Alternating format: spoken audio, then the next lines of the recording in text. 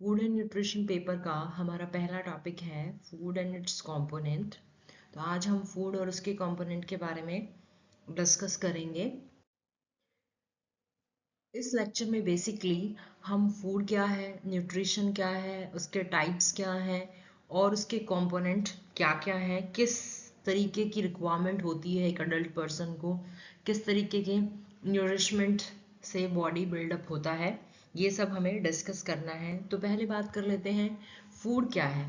Food are the substances actually which essentially help in our growth development, you can say कि any kind of growth में वो help करते हैं। तो food is a basically any solid और liquid substance which we intake। food कोई stuff है जिसे हम खाते हैं और जिसकी कुछ nourishment value है, मतलब उसकी कोई energy value है, वो आफ्टर डाइजेशन हमें कोई न्यूरिशमेंट देता है। तो food we can say that any stuff whether it is solid और liquid, it is called food. Okay, then next come nutrition. कई बार क्या होता है, हम फूड और न्यूट्रिशन को एक जगह रखते हैं, but nutrition actually a process through which we obtain food. Actually nutrition एक प्रोसेस है of obtaining nutrients from the food, और we can say that nutrition is a process. ये एक प्रोसेस है। लाइकवाइज न्यूट्रिशन में 5 इंपॉर्टेंट स्टेप्स हैं। Like first of all there is injection, means भाई कोई ऑर्गेनिज्म अंदर कैसे अपने फूड को इनटेक कर रहा है, अपनी बॉडी के अंदर फूड को कैसे इनटेक कर रहा है। तो न्यूट्रिशन बेसिकली एक प्रोसेस है, जबकि फूड क्या है, एक सब्सटेंस है जो के अंदर जा रहा है और जिसकी वजह से कोई हमें न्यूरिशमेंट का गेन हो रहा है। और अगर हम बात करें कि न्यूट्रिएंट्स कितने तरीके के, न्यूट्रिएंट्स तो डाइजेशन के बाद एक्चुअली न्यूट्रिशन का जो 5 प्रोसेस है, लाइक पहला हो गया इंजेशन, दूसरा हो गया digestion, then absorption, then assimilation and after that egestion। finally egestion से जो भी undigestible product है वो हमारी बॉडी से बाहर होते हैं। तो अगर हम बात करें on the basis of quantity, so quantity required by the body, we can classify nutrients into 2 categories. One is macronutrients, another is another is micronutrients. Macronutrients indicate that micronutrients क्या, जो लार्ज अमाउंट में हमें चाहिए that is called micronutrients, और जो हमें small amount में required है उसको हम कहेंगे micronutrients. So they are required in small amount. Okay, then next is component. अगर हम फूड कंपोनेंट की बात करें तो बेसिकली 5 ऐसे कंपोनेंट होते हैं फूड के जो हम अपनी डेली लाइफ में एनकाउंटर करते हैं। अगर हम देखें पहला component, so that is carbohydrate, that is the hydrates of carbon, or simply we can say that it is made up of chemically carbon, hydrogen and oxygen, and it is the basic source of energy to all living organisms. So it is the cheapest source of energy too, and it is of 3 types like starch, sugar and cellulose, which is consumed by all animal kingdom. Means ये 3 जो variant है carbohydrate के, that is consumed by all the animals. Even plants का जो storage product है वो भी starch है।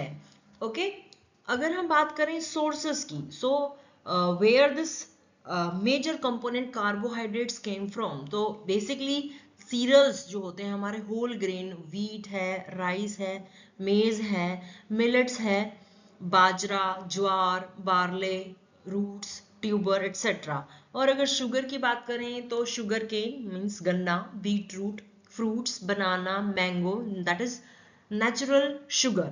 इसके अलावा मिल्क है, हनी है, और cellulose comes from fruit, vegetable.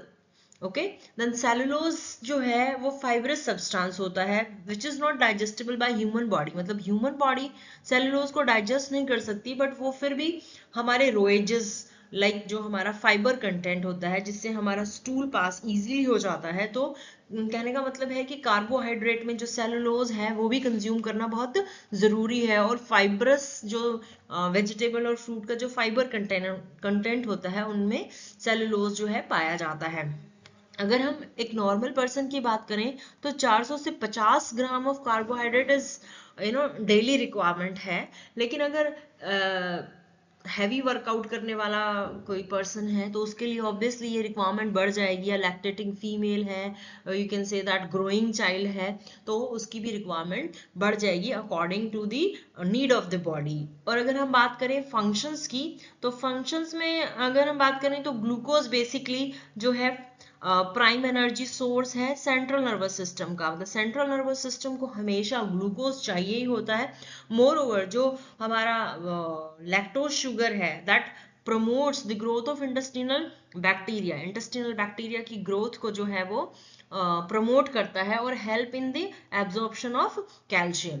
Okay, excess of carbohydrates are converted into glycogen and serve as a reserve energy source। हम कह सकते हैं कि इंस्टेंट सोर्स ऑफ एनर्जी तो कार्बोहाइड्रेट्स नो डाउट है, इसके अलावा हमारी बॉडी जितना भी एक्सेसिव कार्बोहाइड्रेट होता है उसको प्रोसेस करके स्टोर कर लेते हैं, और at the time of need of energy it is liberated from our body. So we can say that carbohydrate major component है, और कार्बोहाइड्रेट के 3 वेरिएंट्स हैं, 3 टाइप्स हैं जिनके रूप में हम कार्बोहाइड्रेट को लेते हैं, स्टार्च, शुगर, सेलुलोज।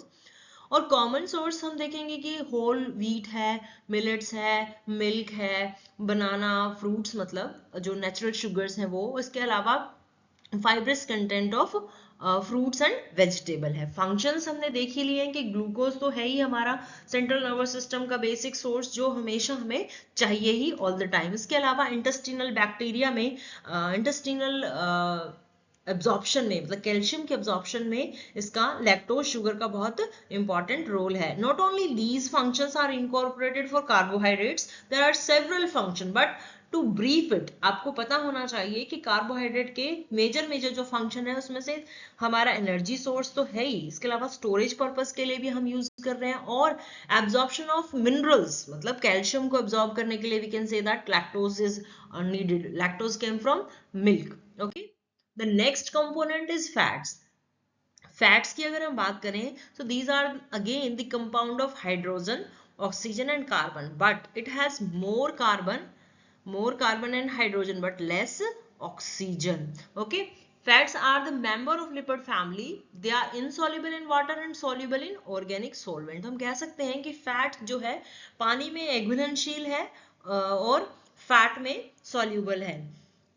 फैट जो है बहुत नेसेसरी है, लेकिन फिर भी इसको हम सेकेंड कंपोनेंट मानते हैं as compare to carbohydrate, because carbohydrates को डाइजेस्ट करना इजी होता है एज कंपेयर टू फैट्स को डाइजेस्ट करना थोड़ा इजी नहीं है बिकॉज इट रिक्वायर्स टाइम। और अगर हम इसकी किलो कैलोरी जूल की बात करें तो 9 kilo calorie joules of energy जो है ये रिलीज करता है। और फैट के जो सोर्सेज हैं उसमें घी, बटर, मीट, चीज, cream etc. These are the source of fats। और फंक्शन की बात करें तो act as energy source, obvious सी बात है, as a component cell and tissue, and fat also help in absorption of many fat soluble vitamins like vitamin A, D, E and K. Fat also help in synthesis of vitamin D, steroid hormone. Fat are stored in the body and act as an insulator to the cold weather and any extreme shock। तो अगर हम बात करें किसके function की, तो fat जो है अपना इंपॉर्टेंट रोल प्ले करते हैं। जो फैट सॉल्युबल विटामिन है उसके एब्जॉर्प्शन में इंपॉर्टेंट रोल प्ले करते हैं और एक अच्छे इंसुलेटर का काम करते हैं। पर्टिकुलरली सेल की जो लाइनिंग होती है, सेल मेम्ब्रेन होती है, उस पर जितना फैट डिपॉजिट होता है उसकी वजह से जो है एक्सट्रीम वेदर टेम्परेचर्स को बहुत से एनिमल विदस्टैंड कर पाते हैं। Next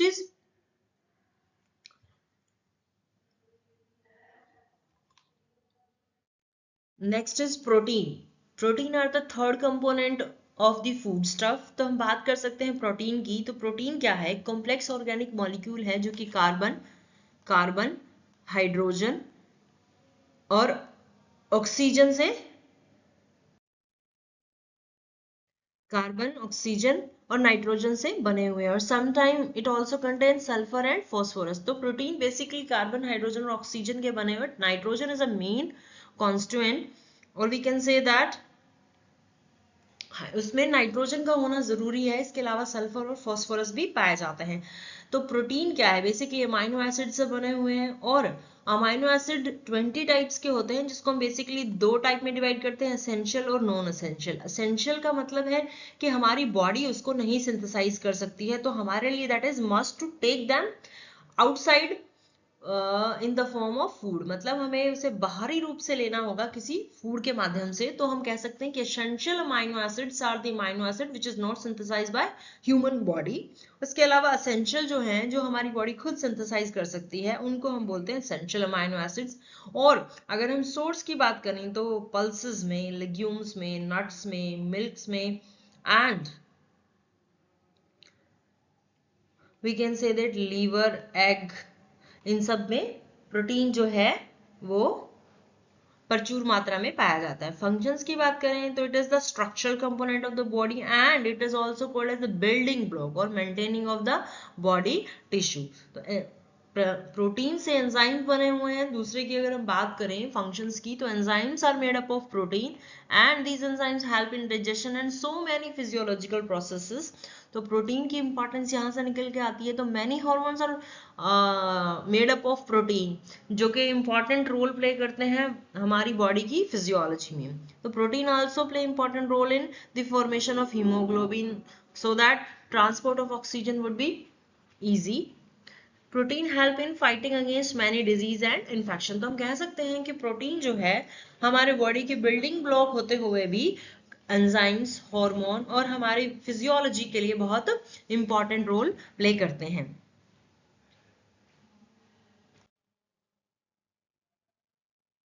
next is vitamins.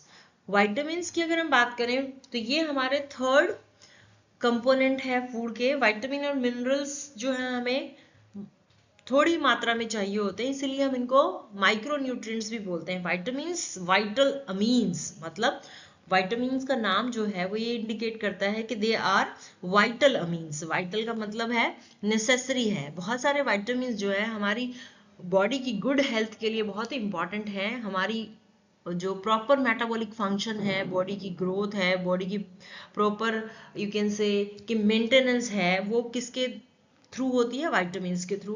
So function और सोर्स को हम डिटेल में स्टडी कर लेते हैं। तो अगर हम इसे टेबुलर फॉर्म में देखें तो व्हाट वी कैन अज्यूम, क्या हम चीजें कंसीडर करें? पहली बात तो है कि विटामिन्स में कुछ विटामिन्स फैट सॉल्युबल होते हैं, कुछ विटामिन्स वाटर सॉल्युबल होते हैं। तो हमारे पास एक बी फैमिली होती है, विटामिन बी फैमिली। इसमें बहुत सारे वेरिएंट्स होते हैं but major I have discussed here. तो first is vitamin B1 that is called thiamine. अब थायमीन इसका नाम है, कई बार पूछ लिया जाता है कि थायमीन से के फंक्शंस क्या हैं। तो बेसिकली थायमीन्स जो है डेली रिक्वायरमेंट की बात करें तो 1.3 mg for boys, 1.2 mg for girls. Function की बात करें तो कार्बोहाइड्रेट मेटाबॉलिज्म में इसका इंपॉर्टेंट रोल है। इसके अलावा सोर्स की बात करें तो यीस्ट में, मिल्क में, चीज में, लीफी वेजिटेबल्स में और होल ग्रेन्स में ये पाया जाता है। इसके अलावा विटामिन B2 उसको राइबोफ्लेविन बोलते हैं। अगर डेली रिक्वायरमेंट की बात करें तो 1.6 mg for boys, 1.4 mg for girls. और again it is helpful in carbohydrate and protein metabolism and keep skin healthy। और इसके सोर्स की बात करें तो मिल्क है, लीवर है, मीट है, एग्स है, यीस्ट है, होल ग्रेन है, ग्रीन लीफी वेजिटेबल। इसके बाद विटामिन B3 नाइसिन। बॉयज की बात करें तो 1.8 mg, 1.5 mg। तो विटामिन बी कॉम्प्लेक्स की अगर हम बात करते हैं कि विटामिन बी फैमिली की, तो मोर देन 1 mg की रिक्वायरमेंट अगर हम एवरेज देखें बॉयज और गर्ल्स के लिए है। और फंक्शन की अगर हम बात करें तो मेटाबॉलिज्म में हेल्पफुल है, चाहे वो कार्बोहाइड्रेट का है, फैट का है, प्रोटीन का है। और सोर्स की बात करें तो एग है, मीट है, लेग्यूम्स है, होल ग्रेन है, लीफी वेजिटेबल्स है, पीनट है, बीन्स है और टोमेटो और पोटैटो मतलब वेजिटेबल्स में भी पाया जाता है। देन विटामिन B12 को बोलते हैं साइनोकोबालामीन, इसकी ट्रेस अमाउंट चाहिए 0.2 to 1 मिलीग्राम। उसके बाद इसका function blood formation, nervous tissue metabolism and nucleic acid synthesis है। और कहाँ पाया जाता है? लीवर में, फिश में, चीज, मिल्क, एग एंड मीट में। उसके बाद हम बात करते हैं विटामिन सी की। तो विटामिन सी को हम बोलते हैं एस्कॉर्बिक एसिड। सो एस्कॉर्बिक एसिड 40 mg रिक्वायरमेंट है एक अडल्ट पर्सन के लिए, एज बिटवीन 13 to 15। इसका मेन फंक्शन है, it is helpful in the resistance to infection, keeping teeth and gum healthy, मतलब हमारे जॉइंट्स को हेल्दी रखता है, टीथ और गम को हेल्दी करता है, और कोई चोट जो लग जाती है उसको जल्दी हील अप करने के काम आता है। इसके अलावा सोर्सेज की बात करें तो कैबेज है, टोमेटो है, और सिट्रस जो फ्रूट होते हैं ऑलमोस्ट सभी में विटामिन सी पाया जाता है, लाइक ऑरेंज हो गया, लेमन हो गया, mangoes, chilli, guava, pineapple, sprouted जो बीन्स होती हैं उनमें भी पाया जाता है। देन विटामिन ए को हम बोलते हैं रेटिनोल। तो अगर हम इसकी फंक्शंस देखें तो मेंटेनेंस ऑफ विजन, रेटिनोल जो है maintenance of vision and skin के लिए बहुत एसेंशियल होता है, क्योंकि हमारे जो पिगमेंट होते हैं, स्किन पिगमेंट कह लीजिए या फिर हमारे विजुअल पिगमेंट जो होते हैं, वो विटामिन ए की वजह से सिंथेसाइज होते हैं। And it comes from milk, cheese, butter, egg, olive oil, carrots and mangoes. उसके बाद विटामिन डी को हम कैल्सिफेरॉल बोलते हैं। अगर हम इसके अमाउंट की बात करें तो 20 mg है। फंक्शंस की बात करें तो it keeps our teeth and gums healthy, bone healthy, and it is helpful in the absorption of calcium and phosphorus, and it comes from cheese, egg yolk, fish butter, and we can obtain vitamin D by the exposure of sunlight. इसके बाद है हमारे पास vitamin E, tocopherol. तो tocopherol की requirement की बात करें तो 15 mg है, और it acts as a membrane antioxidant, यानी कि जो टोकोफेरोल है वो हमारे मेम्ब्रेन में एंटीऑक्सीडेंट का काम करता है। It is also helpful in the functioning of skeletal muscles and it is essential for electron transport chain, मतलब respiration का एक important event होता है electron transport chain, तो विटामिन ई वहां पर भी required है।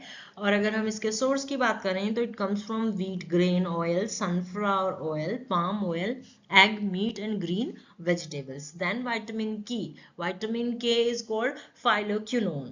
तो विटामिन के की अगर हम बात करें तो ये भी हमें ट्रेस अमाउंट में रिक्वायर्ड है, एंड इट इज नेसेसरी। अगर इसके फंक्शन की बात करें तो it is necessary for blood coagulation and it is also involved in electron transport chain. और सोर्स की बात करें तो it comes from cabbage, cauliflower, soybean oil, liver, egg yolk etcetera. So The fifth component is minerals। तो minerals भी हमें trace amount में चाहिए। Actually minerals क्या है? These are micronutrients which play vital role in proper functioning in the growth of the body and required in the trace amount।